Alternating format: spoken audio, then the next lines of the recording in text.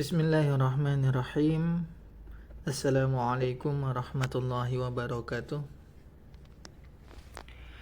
Alhamdulillah wassalatan wassalaman ala Rasulillah wa ala alihi wa sahbihi wa man walah amma ba'd. Kaum muslimin dan muslimat rahimakumullah, walhamdulillah kita berada di pertemuan yang terakhir dari pembahasan nahwu kita. Sekarang kita mempelajari tentang isim-isim yang majrur. Isim majrur artinya isim yang berharokat kasroh. Ya, ini secara garis besar ya. Tentu saja ada tanda yang lain. Atau berkedudukan majrur karena sebab tertentu. Ya, karena kita masih mempelajari dasar, jadi kita definisinya sederhana dan langsung terpahami. Ya, berharokat kasroh atau berkedudukan majrur karena sebab tertentu.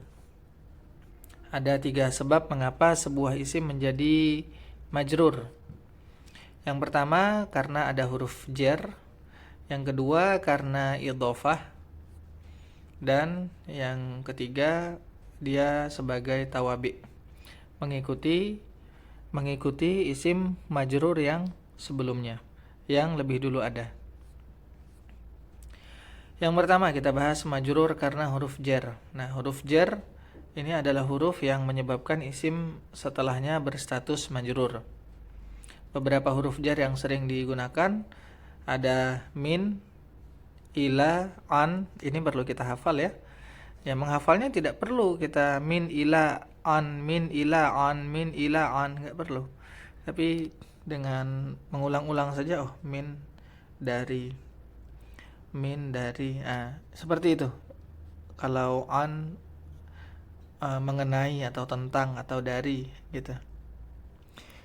Jadi ini akan membantu sekali ketika kita bertemu dengan huruf jar, maka yang setelahnya berarti pasti majrur. Yang lain lagi ada fi, ala, bi, li, ya, artinya untuk atau milik. Ka, kal qamari, seperti qamar, ya, seperti bulan misalnya. Kasyamsi dan seterusnya. Wa ini namanya wawul qasam, demi. Ini yang sering digunakan. Contoh jar majrur, jalastu fil masjidi. Nah, kan kasroh dia. Fi huruf jar, al masjidi isim majrur, tandanya kasroh. Kharaja tiflu minal baiti. Minal baiti. Min huruf jar, kemudian al baiti isim majrur, tandanya kasroh. Jelas ini insyaallah ya. Kalau tanda-tanda isim, kalau majrur itu apa saja, kalau marfu apa saja, kalau mansub apa saja, sudah kita bahas di awal pembahasannya tentang tanda-tanda i'rab. Yang berikutnya majrur karena idhofah, ya. Majrur karena idhofah. Ada mudhof dan mudhof ilaih. Kalau kita mempelajari tentang ini majrur karena idhofah, bertemu dengan pembahasan mudhof dan mudhof ilaih. Nah, ini adalah 2 istilah yang digunakan untuk menyebut hubungan kepemilikan atau keterkaitan antara 2 kata, mudhof dan mudhof ilaih. Nah, tips untuk mencari mudhof dan mudhof ilaih, kan kata itu bisa bergandengan, dia mubtada khobar. Ya, ada fiil dan fa'il. Nah, tapi di sini mudhof dan mudhof ilaih sama-sama gandengan, sama-sama bersandingan. Nah, lalu bagaimana cara menemukan dan mengidentifikasi ini mudhof ilaih, ini mubtada khobar? Nah, caranya kalau mengetahui mudhof ilaih, pertama cari 2 kata yang berhubungan dia.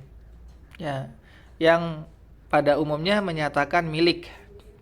Contoh kitabul mudarrisi, ya, kitabul mudarrisi, buku guru. Maksudnya buku milik guru, kan begitu. Kitabul mudarrisi. Nah, ini kalau kita mau katakan susunan fiil dan fa'il tidak nyambung karena tidak ada fiil di sini. Kitabul mudarrisi tidak ada fiil. Kemudian kalau kita bilang mubtada dan khobar, tidak masuk juga. Kitab, buku, Al-mudarris guru. Buku guru apa? Tidak ada apa-apa. Tidak ada sebuah pemahaman yang kita dapatkan dari situ. Sementara mubtada dan khabar itu saling berhubungan dan melengkapi.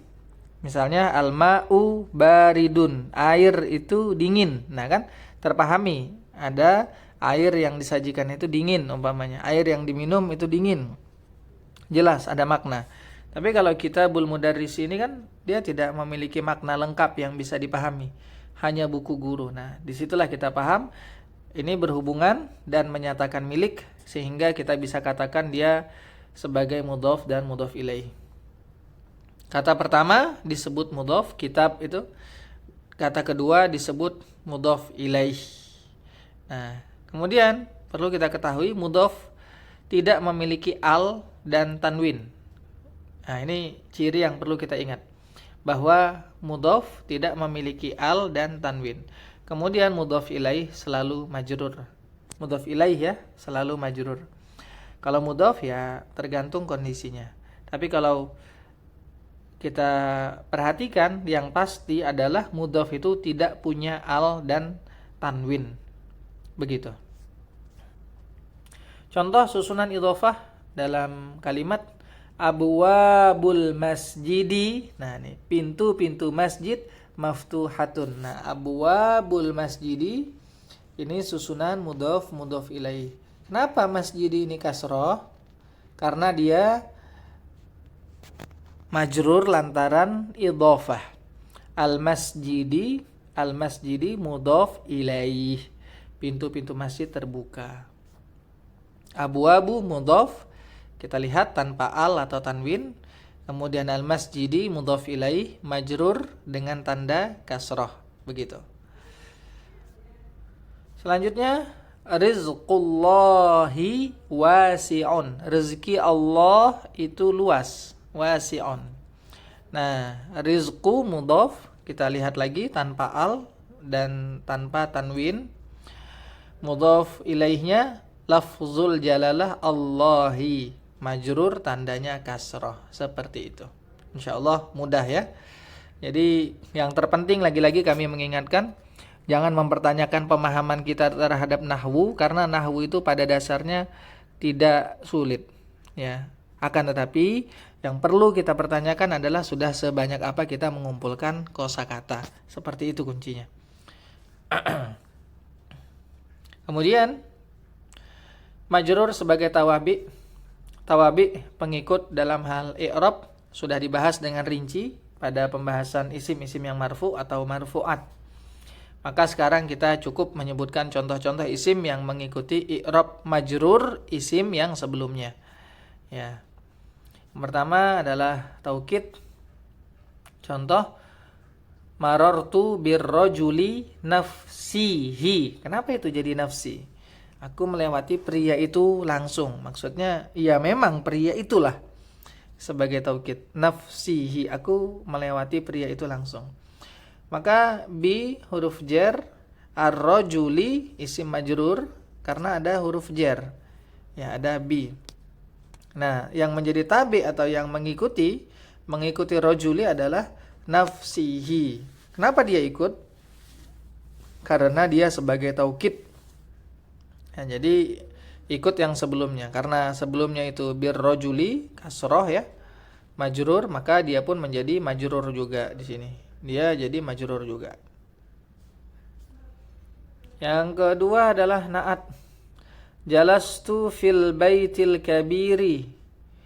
Ya, fi huruf jar, al baiti isim majrur karena ada huruf jar fi ya, fi ini huruf jar. Kemudian al kabiri na'at. Na'at yang mengikuti al baiti. Jadi juga ikut majrur. Selanjutnya adalah atof. Marartu bitifli watiflati. Aku melewati tifl, anak laki-laki, watiflati, dan anak perempuan.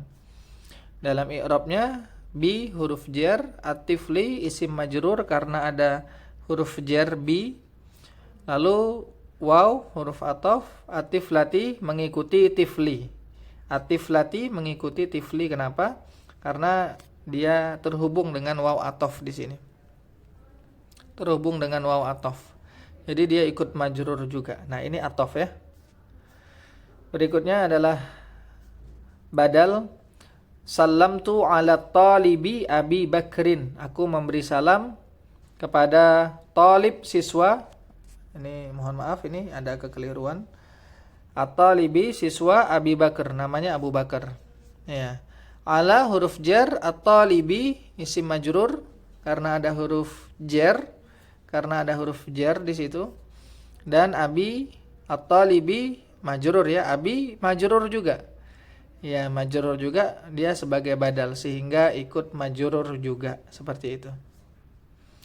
Bakar mudhaf ilaih majrur karena hubungan idhofah dengan Abi tadi, Abi begitu. Alhamdulillah, selesailah kita dari pembahasan nahwu dasar, selesai, dan mudah-mudahan dalam waktu-waktu yang akan datang kita terus berlatih, insyaallah. Pelajaran yang kita angkat, bahas dan kaji selama 3 bulan ini adalah maklumat yang berharga dan bisa kita praktekkan. Yang terpenting seperti biasanya adalah kita sering berhubungan dan berinteraksi dengan ilmu nahwu melalui pembacaan kitab-kitab.